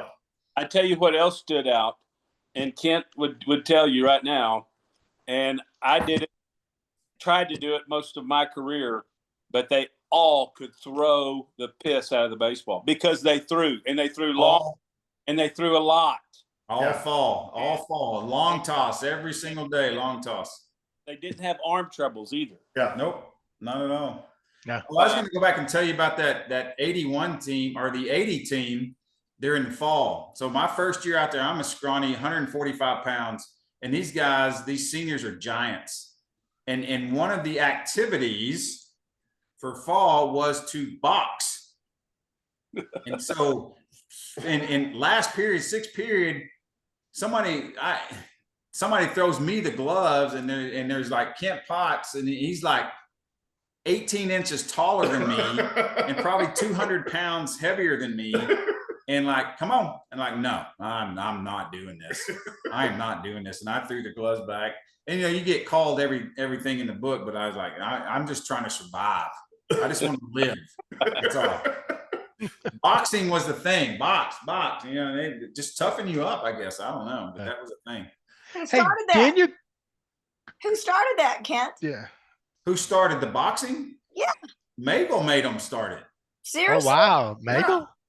Megal's the one that got him the boxing gloves and everything. Said, "Here, y'all need to toughen each other up." Jeez. While he was he gave boxing glove, told him to go beat the shit out of some friends. He was a dang good football coach. He was a defensive coordinator, and he was a dang good football coach, and he knew what tough was. He was given the Coronado football job at one point, and he turned it down. Yeah. Wow. Kent, didn't your class had a basketball player like Islop that was like 6'7" or 6'11"? Yeah. Ian Hislop. Yeah. Yeah. I remember there again, switching to basketball. You mentioned Junior, Alton Jackson Jr. We came back and beat them, but I remember he was doing a sideline shot and Alton came out of nowhere at 6'1" and just blocked it away. Yeah, but he could jump out of the gym too. So that was probably Alton's, one of his best plays. Kent Parr, can you remember a play during the game, like one of your best outings in your career, your life? Not so much. I do remember two plays in my life that were the worst plays. And one of them happened against Coronado. We had beaten them 3 times in a row, and it was the second game of the second doubleheader of the second half. And first inning, Dillman had thrown the first game. We won the first game. They've got guys on like second and third, probably 1 out or no outs, and they hit a 2-hopper to Dillman. Dillman's playing third base. Well, Dillman, if you knew Dillman, he threw 3/4 sidearm, but he had a splitter that he would throw from 3/4 sidearm. And he used to do this in practice, and he would throw us that splitter when we were going, turning 2 in practice, and it would screw us up so bad. Well, he was so cocky that he threw that to me. I was playing second base. He threw that to me, and I couldn't handle it. and it hits me like on the side of the glove and like in the palm and bounces out, and nobody's out. And it's first inning, and I think they go on and score like 5 runs in the first inning. And the only thing Magel said to me when I came in, he says, "You did a great job opening the door for them, didn't you?" And in the second inning, I go back out there, and someone hits a little blooper over my head, and I'm running back, and I dive and try to catch it, and I miss it, and my legs come up, and I cramp in my calf. And he came out there and said, "Get your ass out of here. Just get out. You're done. Just get out." And so I go sit on the bench the rest of the game, and then we go to Plainview the next week and lose 2, and the whole season's over.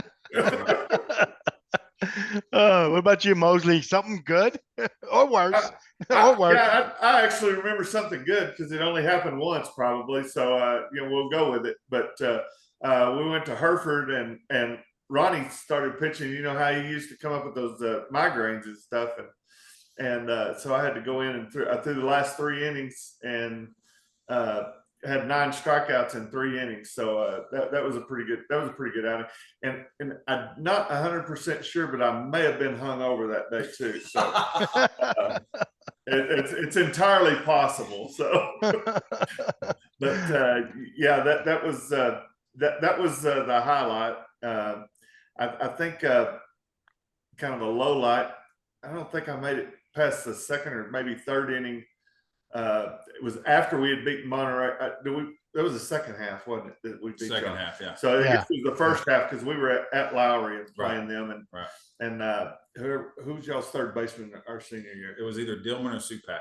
It had to be. I think it was Supak. I remember that name. Supak at the Coke bottle. Yeah, big. But so Dillman would start the first game, and Supak would start the second. This game. was the first game, and so Supak hit a rocket off of me and knocked me out of the game. So, and I really felt like I was pretty good shape in that game, but that didn't last. It happens.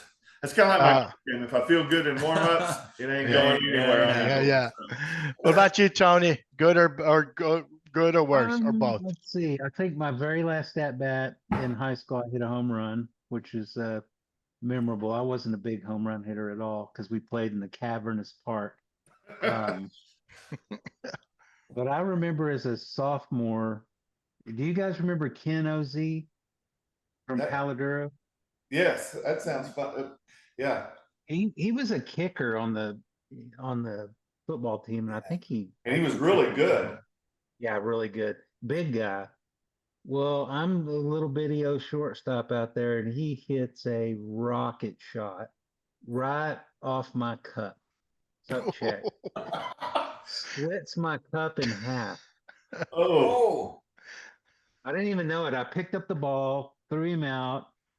I thought I was going to die. And then after the game, I go in there, getting undressed, and my cup was broken in half. Oh my God.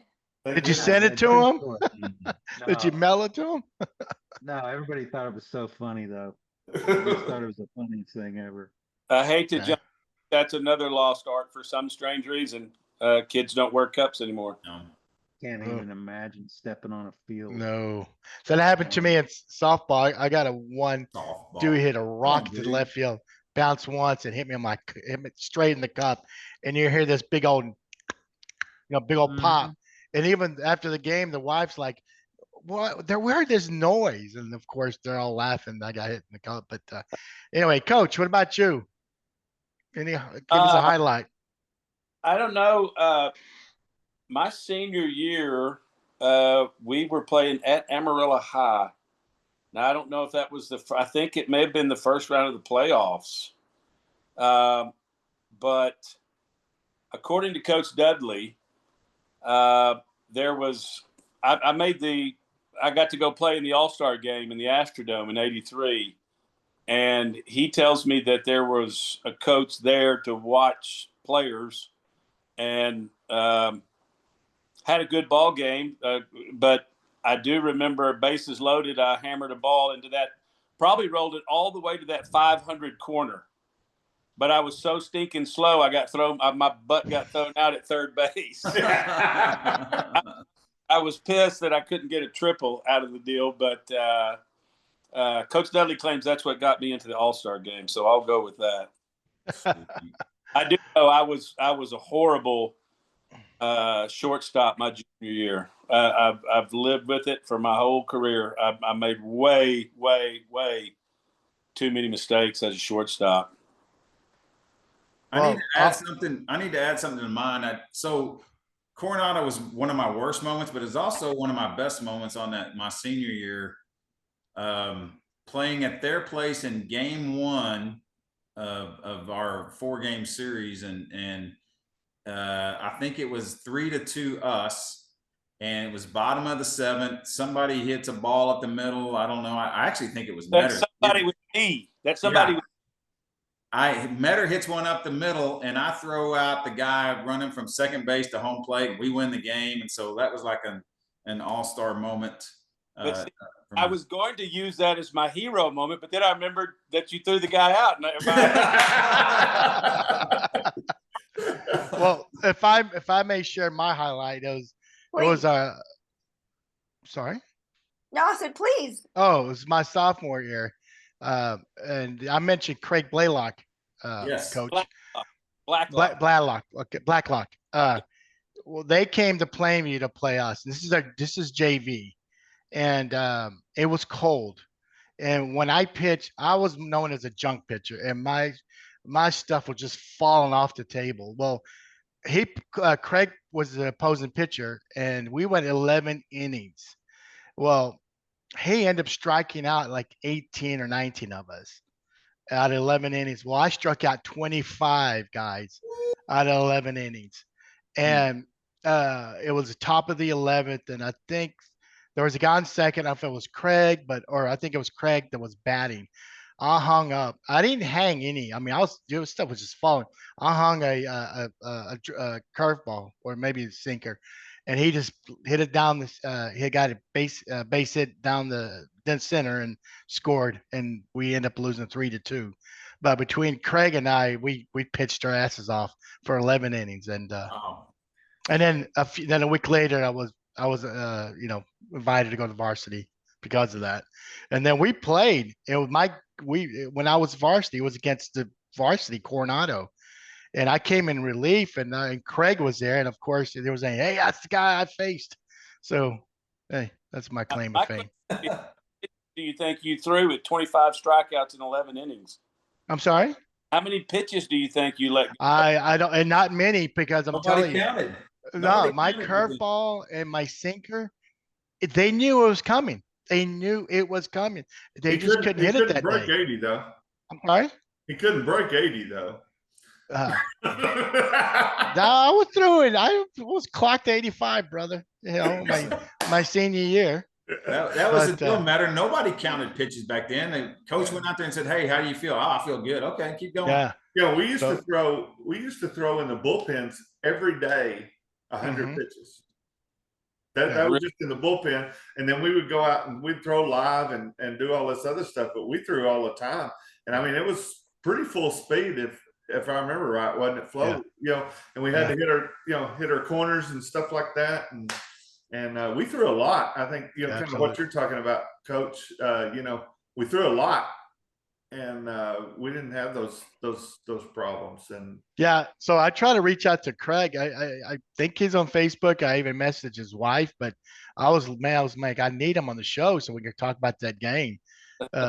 So yeah, it was definitely a pitcher's duel, but they end up winning. I messaged a lot of Monterey kids that I played, and nobody responded. Everybody's like, "No, I don't want to talk about Monterey Plainview." And nobody wanted to talk to you, Bart. Yeah. So that's it. Maybe I should send a message to them and leave you out of it. Yeah. Don't tell them I'm going to be here. Speaking of throwing, did any of you guys have ulnar nerve surgery? No. Nobody had that stuff back then. No. Yeah, they did. We had a couple of players in Plainview. Ronnie had ulnar nerve surgery in high school. He did? Mm-hmm. Oh, well. Yeah, he did. Hey, Kent, I may burst your bubble a little bit about Coach Magel and the boxing theory. Okay. I think he was just he was kind of like Sherwood, you know. He probably had a secret degree in psychology or something. Oh, Yeah. absolutely. I think that the boxing thing was a way to expend your it's a way to help young men deal with unmanaged testosterone. Probably. It was I a could see relief that. system. But I will say that after that year, because we did have a sophomore kid get knocked out, we never boxed again after that year. I think that's probably why he really started liking Kent Parr. He knew how smart Parr was when he threw the boxing gloves back and said, "I'm not boxing that guy. I'm not going to do it." But he still couldn't hit a lick. Couldn't hit a lick, couldn't hit his way out of paper bag. I remember an off-season moment when I was on the track. One of our rituals in off-season was to run a 400 and then run bleachers, or actually run bleachers first and then run a 400. And if you didn't win your 400, you didn't stop. You had to keep going. And I got matched up with Steve Coleman in my junior year. And Steve was slow. I mean, he was just slow. And I beat him around the track, and he had to run another one, and he called me all kinds of names and that kind of stuff. But that was a highlight of my off season. Yeah. Well, let's talk about hazing. Was there any hazing when you guys got first in the Tony, Varsity. like when you were on varsity? Did the seniors give you a hard time? I mean, not really. They were all pretty cool to me because most of the team was all seniors. I think we had one junior and me. So, these guys were like men and I'm just a little kid. They did take me out to drink beer one time, and that was kind of fun because I'd never drank beer ever. But not really. I mean, there was more of that in football, but not really in baseball at all. The guys were pretty cool to me. What about you, Coach? There wasn't in baseball that I can remember, but I did play basketball my sophomore year. And as soon as we started working out in the locker room, noticed that they had in the shower one of those old claw foot bathtubs just sitting in the corner of the shower. And, nobody knew what the heck was going on until the one day we showed up and that bathtub was full of ice water. And all the sophomores had to strip bare ass naked and get in that cold ice tub, and all together? Just kidding. One at a time. You had to sing the school song until they'd let you out. Well, ain't nobody knew the dang school song, right? So you can imagine what the whole joke was all about when a sophomore pulls up out of being in an ice bath for about 3 minutes, 4 minutes, or whatever. And yeah, every sophomore had to go through that. Oh, the old shrinkage, huh? Yeah. Kent, what about you, man? I don't remember any hazing. I stayed away from seniors. When I was a sophomore, I stayed away from seniors. In fact, when the season first started, I wasn't even dressed in the locker room. I was scared to even go up there with them. So I would find another spot, bathroom downstairs, and go. Our locker room was upstairs above the weight room, and I would not even go hang out in there. And so I don't remember too much about any kind of hazing incidents. And I know when I was a senior, we didn't really haze anybody. We weren't big and bad enough to haze anybody, so we didn't do any of that kind of stuff. So I just don't remember any of it. There might have been, but I don't remember any of it. Mosley, did we have any hazing? I don't remember that we did. I think I was just sitting here as everybody's talking. I think we just all played together so many years that it was just kind of an extension of what we've done over the years, and so it really wasn't like anybody was new. You know what I mean? Because we were a smaller town, and so everybody played together. We'd already played together, 10 years or so, by that time, and so it really wasn't that big a deal, I guess. Was Eddie McAllister a 81 grad? McAllister would have been probably before that. Jamie? He was Jamie 80. McAllister? Eddie. Oh, Eddie What? McAllister. Was there an Eddie McAllister? Well, for some reason, the only thing I remember being a sophomore, I think going to one game, I was in the back and I had to go up the front to talk to Coach Hill, and all of a sudden everybody was grab assing. I'm like, what the hell, guys? So that was kind of our hazing. So your sophomore year would have been my junior year. Yeah. Nah, that name doesn't ring a bell. No, that was good. But anyway. Yeah, I just I don't remember a whole lot though about that either. Mm-mm. It's all that booze behind you, Kevin. That's a good Yeah. thing. Some things never change. So, Coach, when you played at the Astrodome, was obviously did you play against any future major leaguers? I don't know for certain, to be honest. I know that the way they did it then, I was on the north, and there was 2 guys at each position.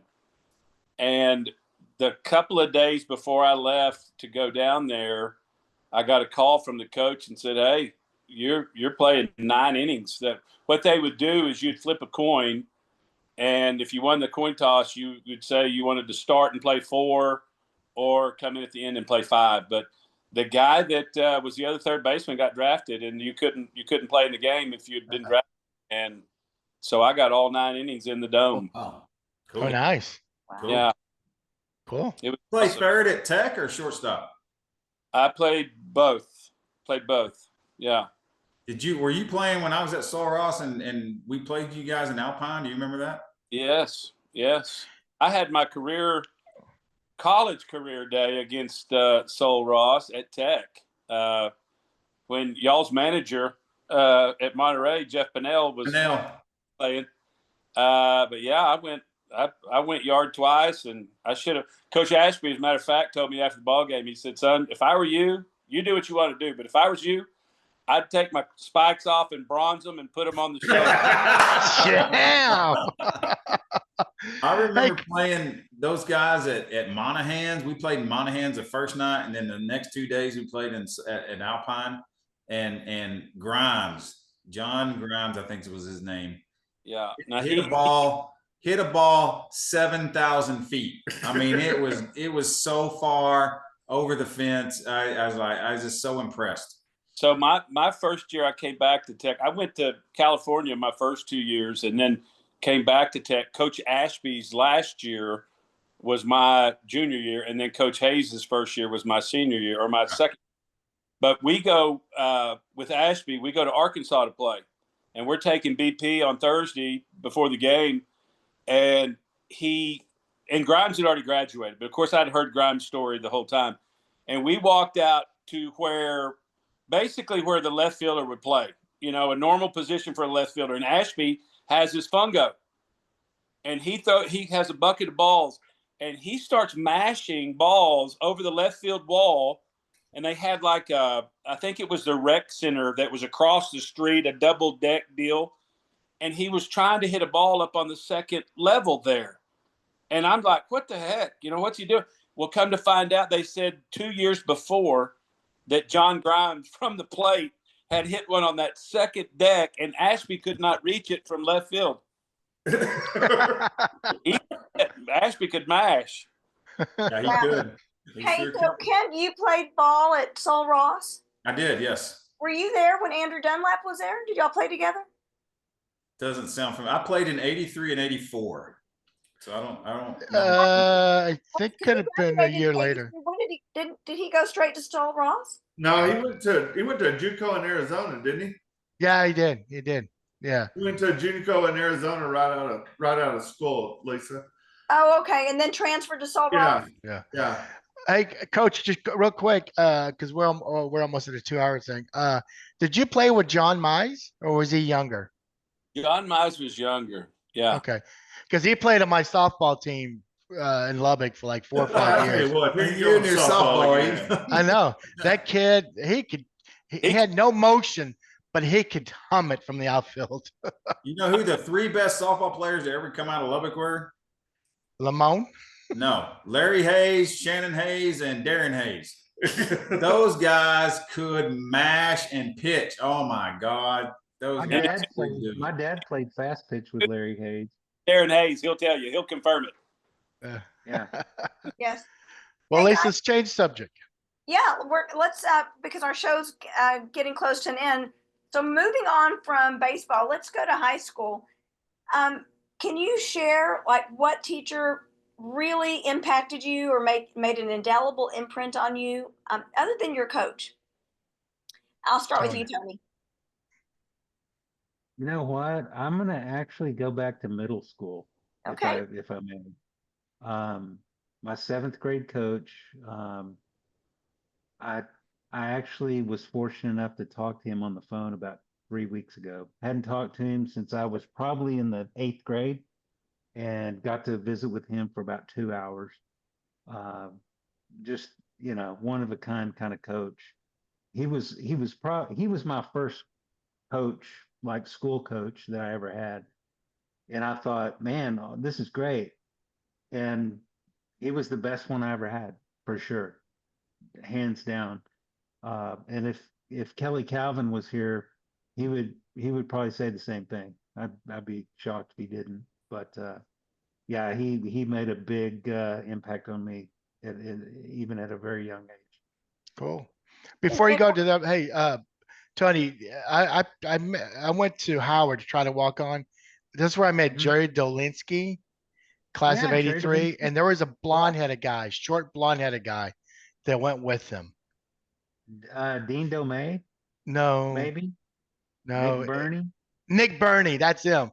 Nick Burney. Those two guys were there, and then I just found out from Jerry that Stefan was from Amarillo. I played with Stefan Hodge at UT Arlington. Yeah. He was a year ahead of me, Yeah. and I played ball with him there. So Yeah. yeah, we were teammates for a little bit at UTA. Yeah, those two guys were Jerry and Nick. There were something. They were sweet mates. So, but anyway, I just wanted to mention that. Coach, what about you?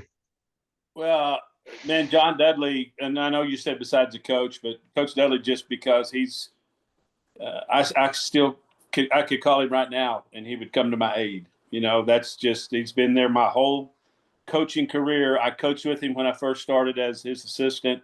But other than that, without question, I had a senior English teacher named Sharon Kingston at Coronado. And, I wasn't I don't know, my mom made me be in school every day. I never missed. I guess I paid attention, got by. But that's the first time that I ever got into, I hate to say reading, but I mean, it's the first time I really got interested in study and being a student of something. And if I hadn't have had her for senior English, I'm afraid I would have failed miserably throughout my college endeavors, without question. So Sharon Kingston, without question, for me. Excellent. Kent? So I had in middle school and high school, I had lots of coaches as teachers, but as I became a teacher, I realized that they weren't teaching at all. And so they were not there to be teachers. And so it wouldn't have been a coach of any kind, but there was my sophomore, junior year, I had a math teacher named Mrs. Oates. Cannot remember her first name, but I remember her. And I tried to, when I became a teacher, I tried to model what I did after what she did. And she was very understanding and calm and patient. And I tried to be that way. And it's probably why I got all the special ed kids, but it's kind of led, one thing kind of led to another there. But I was a complete 180 as far as aggression and things like that on the field. But in the classroom, I tried to model myself after what she did. Wonderful. Kevin? Now, of course, I kind of got to go back to a coach, but probably the biggest influence period would have been Coach Sherwood. But that's kind of different type of deal. But as far as in the classroom, there were a couple. Ron Miller and then Ms. Williams, the history teacher. Both of them, I thought were just, and I think it kind of goes back to what a lot of people said, just the understanding, and you could tell, especially looking back now, you can tell that their interest was to try to make you better. And, I think that takes a special person to do something like that. And they're real calm in their demeanor. But at the same time, we're very,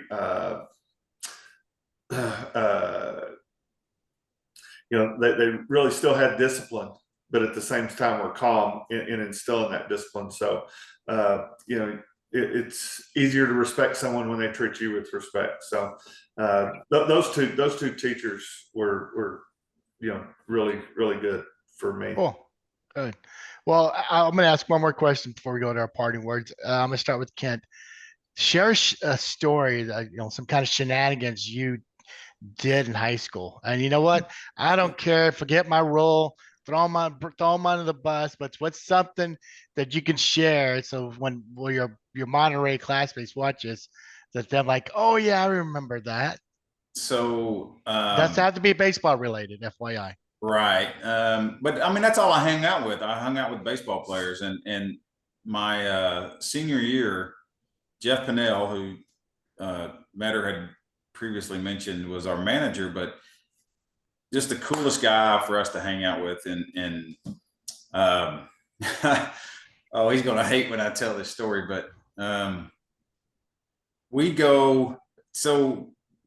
partaked in a few alcoholic beverages at the time. There's a couple of things. One time we spent a night at his house, and we drink all of his dad's beer, and we have a double header the next day with somebody from the north. This was early March, I think.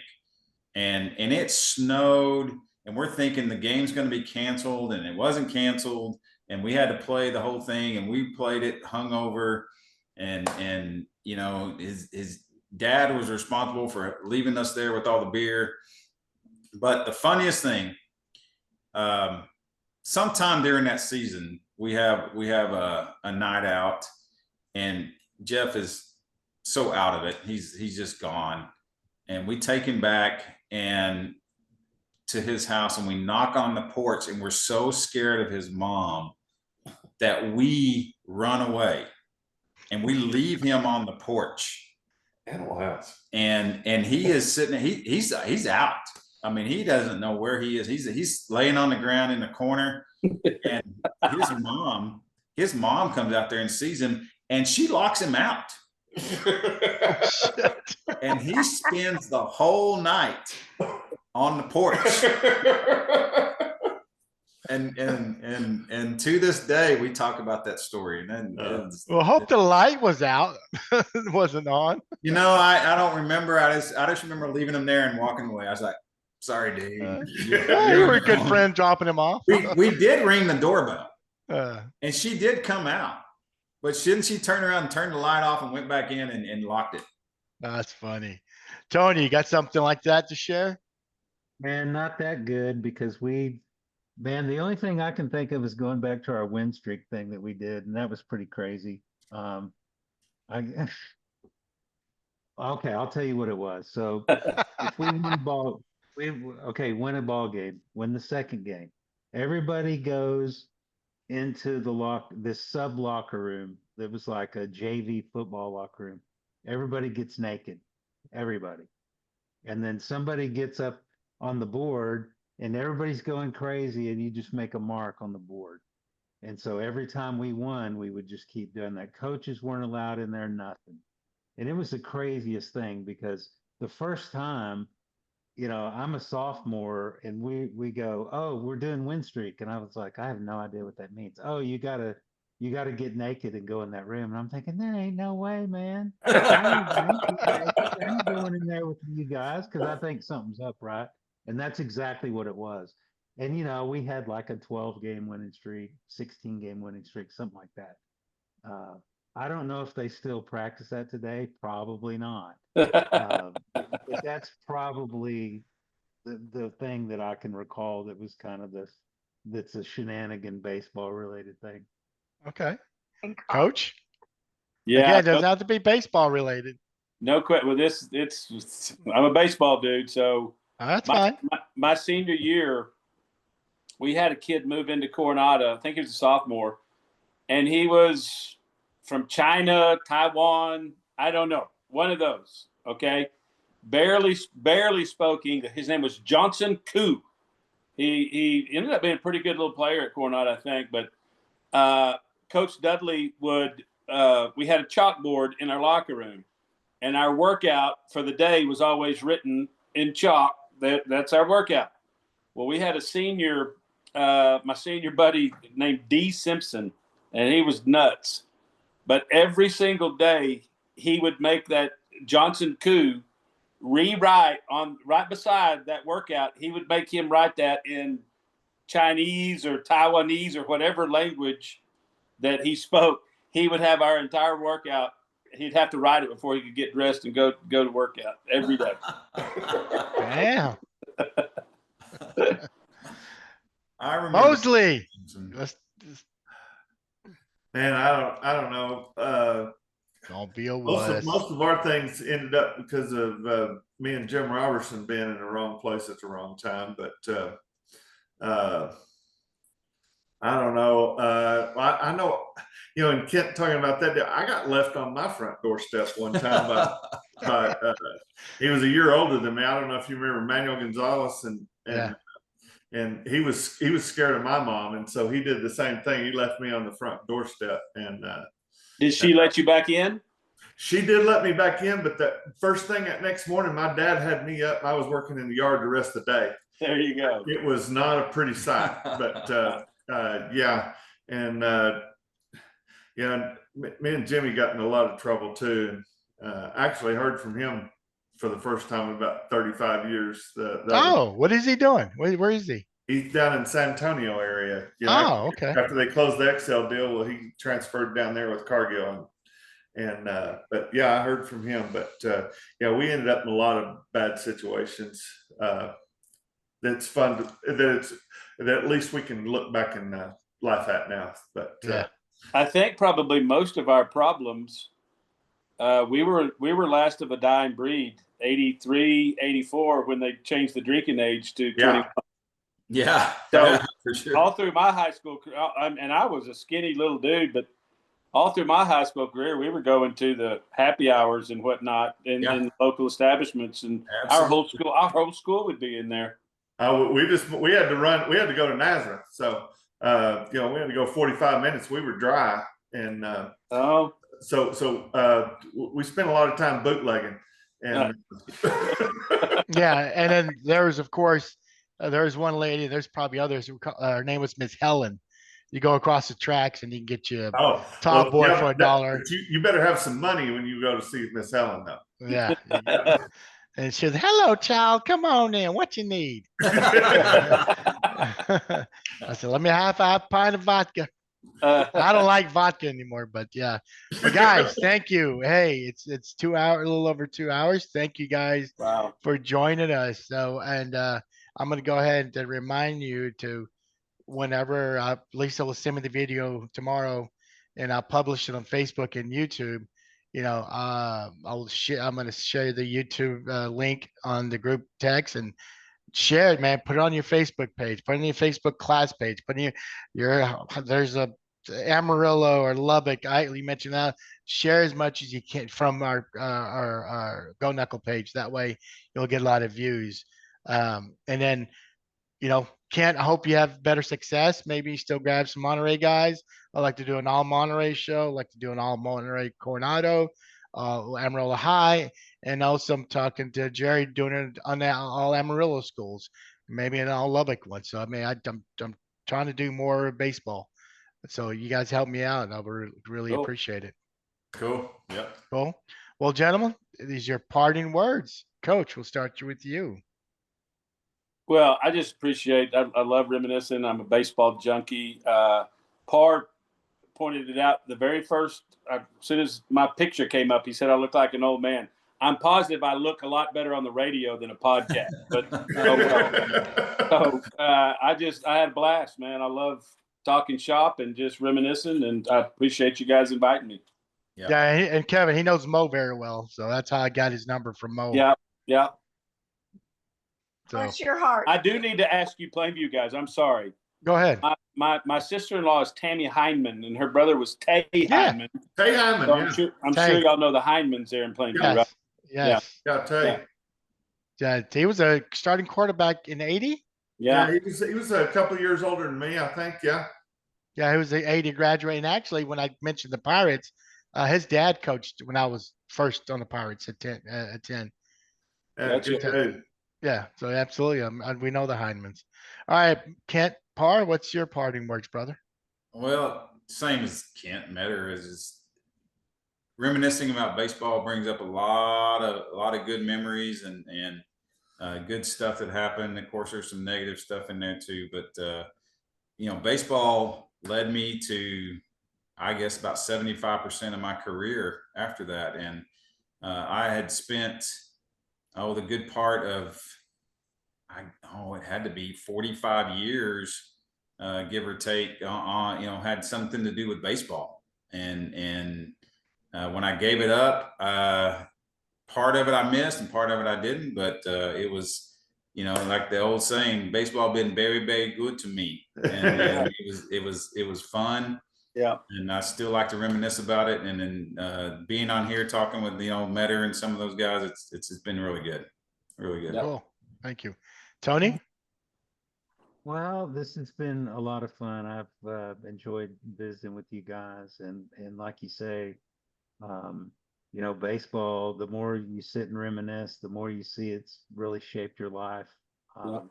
The lessons you learn, good and bad. I'm just grateful that I was able to be on with you guys tonight. And really had a good time. So I really appreciate it. And by the way, Tony played a lot of softball too. So more than I want to admit. Kevin, Mr. Mosley. Just like everybody said, but the thing is, it's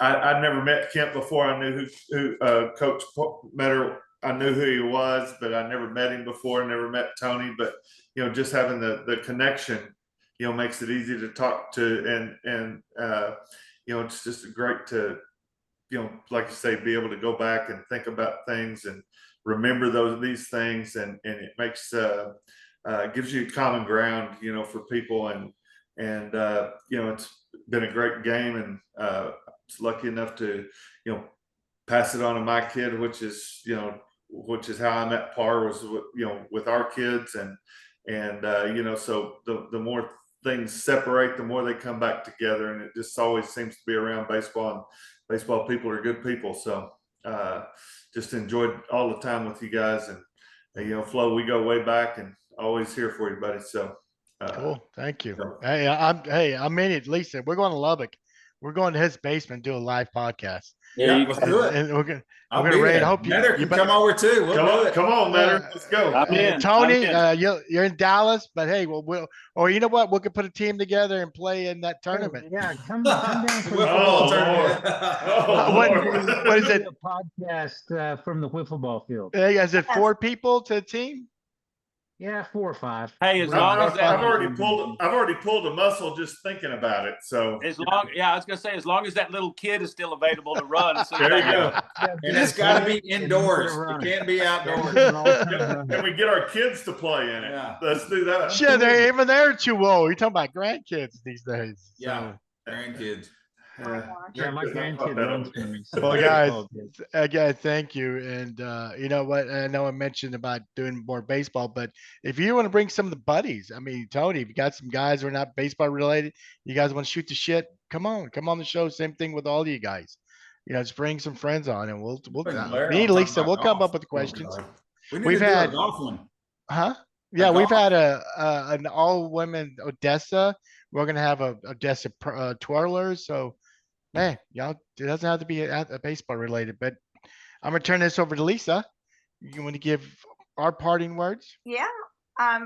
so it's nice to meet all of you in person. I can tell you that I was at every one of those baseball games because that was my love. And I think, baseball is a magical sport in a very different way than other sports because, when you're out on the field, you can hear each other.